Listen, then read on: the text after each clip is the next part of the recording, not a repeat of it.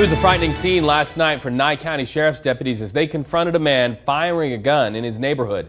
We wish you a good evening. Tonight, I'm Reed Cowan. And I'm Jim Snyder. The sheriff says the man pointed the gun at his deputies, who fired back. You're about to see it all with our top story tonight. Gabby Hart is learning more about what happened. NYE County Sheriff's Office! Around 9:30 Thursday night, NYE County deputies responded to reports of an erratic man shooting in his front yard. It happened on Kelso Lane in Pahrump. You can barely make out what's happening in this nighttime body cam footage, but you can hear the moments that gunshots ring out. Shots fired. Shots fired. Officers say 46-year-old Jason O'Bannon, armed with a rifle, continued firing his weapon even after officers urged him to drop it. O'Bannon was screaming at deputies and acting erratically.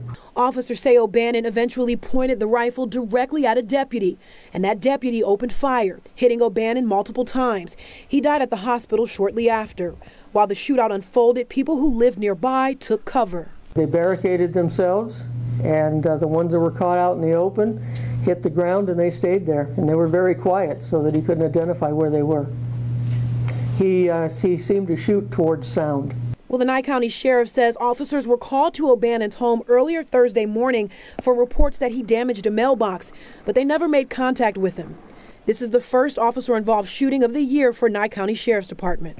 Well, aside from the suspect, no one else was injured in this incident. So far, there's no motive on what caused this suspect to behave this way, but deputies say they're looking into whether drugs or alcohol may have played a role.